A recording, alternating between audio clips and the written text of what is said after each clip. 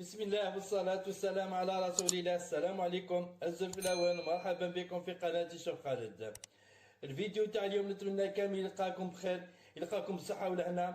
الفيديو تاع اليوم تكون فيه وصفة رائعة جدا، وصفة بنينة ورائعة وصحية. جربوها ما راحش تندموا عليها، وراح يحبوها كبير وصغير. ثاني اذا عندكم ضيوف جربوها ما راحش تندموا عليها، وراح تحمر لكم وجهكم. فيديو بسيط، نتمنى كنت ديفوكم بخير وعلى خير، وكنت في الصحة لهنا. وين ديك الصلاة عليت مليح مليح. الكراط تسدفنين جافت تندمر في الراس، واحد يحملها مقارنة مشطوح. والآن نروحوا لطريقة تحضير هذه الوصفة. فنروح بريباري لاروسة تاكي. بسم الله وعلى بركة الله. نبداو في الوصفة تاعنا.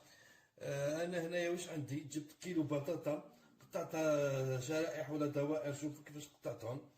لكن كيما هاد كيلو البطاطا يتبغى كي كيديرو نديرو واحد خمر قدور. بسم الله. انا حنحطها في صح، راح نرش عليها شويه فلفل كحل. بسم الله. مع الملح، شوفوا شحال. بسم الله. مع ملعقه صغيره فلفل حمار حلو. نتوما اللي تحبوا الحار تقدروا ديروا الحار. بسم الله. مع شويه كركم، راك شوط الكركم. بسم الله.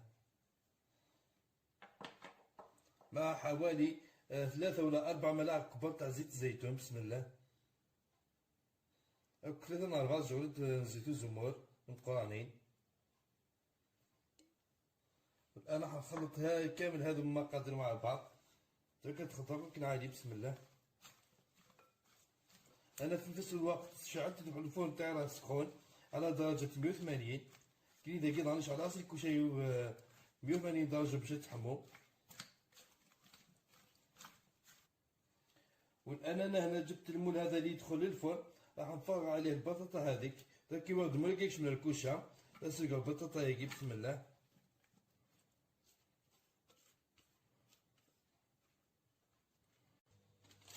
الآن راح نغطيها بالبابي كويسون هذا. تاكل مصر بابي كويسون ياكي.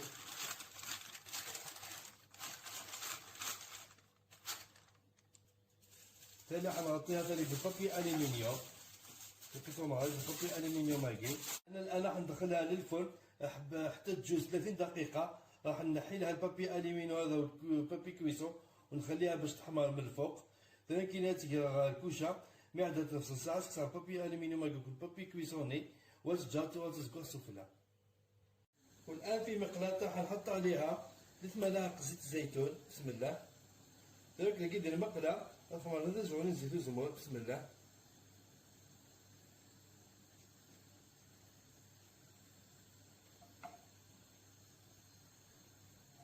والآن راح نحط حبة بصل متوسطة، قطع مكعبات صغار. هكذا انا ناخذ سلطة موين لازم تجيب تيدي. بسم الله. راح نقليها جيدا. هكا تقلو.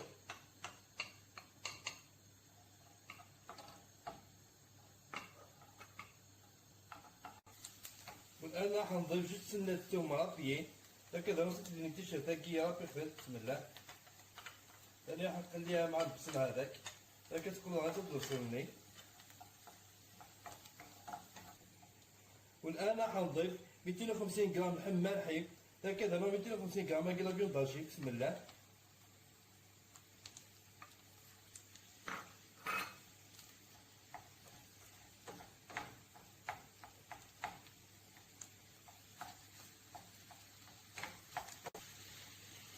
كما راكم تشوفوا راني نخلي في اللحم هذاك. وثاني هنايا اللي ما عندهاش لحم ملحي تقدر دير بروكولي ترحيه وتحطو ثاني بنفس الطريقة، ولا تشد تقطع دي مكعبات صغار ثاني تخليهم مع البصل والثوم. لكن اللي يسعنا على بيون داشي زلتهم بروكولي تزر نعطيك تجم دي بتيدي ادخل سلام ميثود راني. الآن راح نحط التوابل، راح نحط الملح. كما قلت لكم انا نحب ندير الملح بيديا. دوكا نخمر الملح مع شويه فلفل كحل. راك شوتي فلفله بركان. نخلط. وهكذا بسم الله. والان راح نقص من النار ونخليها تطيب على غربها. هكا نقصها كانوا تجا تقص غربت. هذيك البطاطا تاعنا بعد ما طابت انا قلت لكم بعد ما طيبتها لي نصف ساعه نحيت لها بابي الومنيوم هذاك والبابي كويسون وشعلت لها من الفوق الفرن. وشوفوا كيفاش طابتني انا شدت لي 40 دقيقه.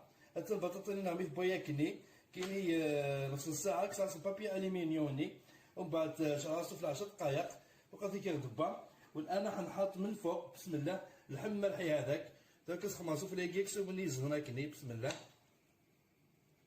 ولا الحشوه هذيك. والان حنسوي 3 قضايا. والان حنرابي من الفوق فرماج رابي بسم الله داك رابي سفلى فرماج رابي.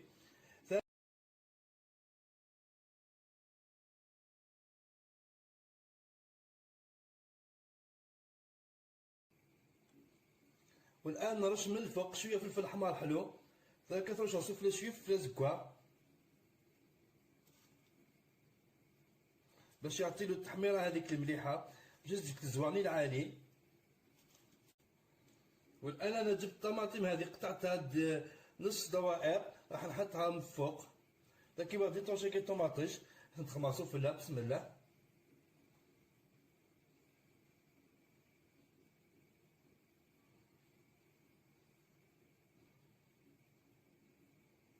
والان راح ندخلها للفرن حوالي 15 دقيقه داك كتقال كل شيء 15 دقيقه.